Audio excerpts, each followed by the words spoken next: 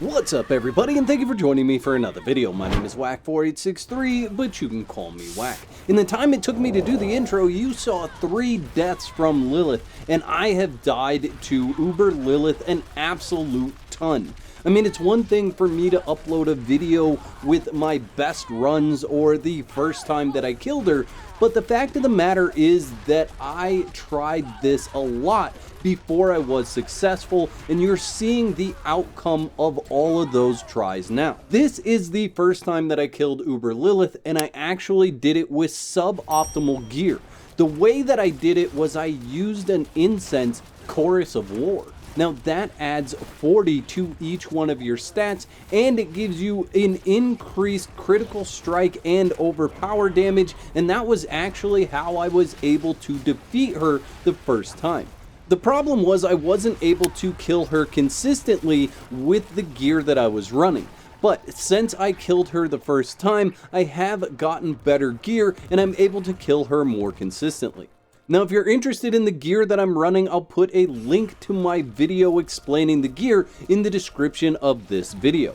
However, it's very important that you learn this fight and you learn the points and times when you need to push this fight and learn the points and times when you need to back off. There are certain points, especially in the first section of this fight, where it's better to back off of damage, if even just for a moment, before you go in and start attacking her again. And the reason being is you want to have 5 corpses set up so that you can pop all 5 of those for the bonus from your Paragon board. You also want to make sure that you have the timing for your corpse tendrils and the timing for your bone storm, as well as your crowd control or your blood mist, to evade certain things that happen in this fight.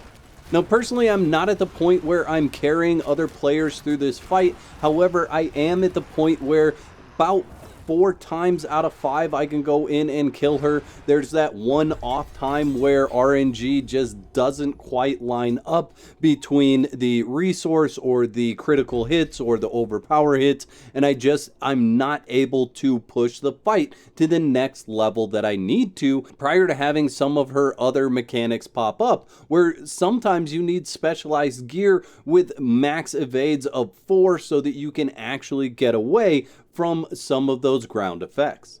A couple of things you're going to want to make sure you do in this fight. One, you want to stand at the edge of the ring so that you get the most damage from your bone spear. Essentially, you want your bone spear to break right behind her and then hit her with all the shards coming back. You want to make sure that you have, like I said, 5 corpses popped before she lands so that you can corpse tendril and hit her with a bunch of damage. You can bone storm at this point, or you can save the bone storm for later. You're going to have to decide if you want to bone storm there or if you need to based on your damage.